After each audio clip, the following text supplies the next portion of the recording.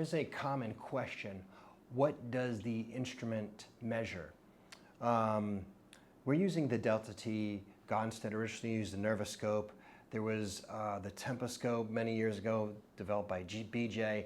Gonstead, when he was dying, as he died in '78, he was using the Delta T, which was invented by Ed Carr, who's still alive today, and he's actually still manufacturing these things. Anyway, these are heat. This is a thermocouple. It's a heat differential measuring instrument. Anytime you damage a disc, when the vertebrae shifts backwards, let me see here. When a vertebrae shifts backwards, it will invariably stretch and damage and herniate a disc. That instrument, that break there, when you damage a disc, you're creating inflammation. And the inflammation is what compresses the nerve, not a bone on a nerve, not a disc on a nerve. So it's a vertebrae shifting backwards, creating damage to that disc, which is creating inflammation. That's compressing the nerve, and that's giving it the nerve interference. Now, when you look at the research, it says this is just measuring temperature, and it goes a few millimeters below the surface. Gonstead felt very differently.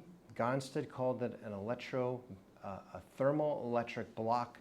Dr. Gohl called it an electromagnetic block.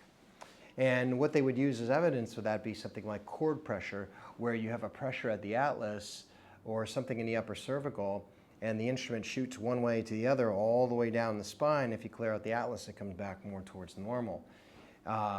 There was some other talk that was one of the nerves, I think the recurrent meningeal nerve or something, that was causing that reflex.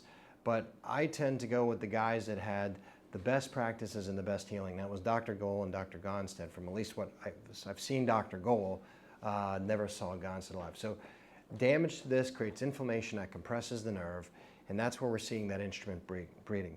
Now it is more than just heat, because when we adjust, that reading should go back more towards zero.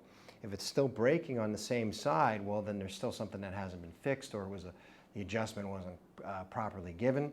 And it is more than heat, for instance. I don't know if you could see this, but this is just a regular, you can watch an instrument. Can you see that thing going off the chart there? It's more than heat. It's something else in there.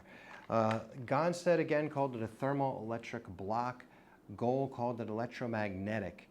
And then you just saw there was some type of radio frequency there with it, too, that was getting it. So whatever it is exactly, that is what we use to determine exactly where that interference is. And when we adjust, we expect there to be a change. And if there's a change, what we'll see over time is we'll see changes in symptoms and changes in the x-ray, because structure is always related to function. If we can change the instrument reading, which is why we use it every time before and after we adjust you, we know there's going to be some type of neurologic change there too. I hope that answers your question.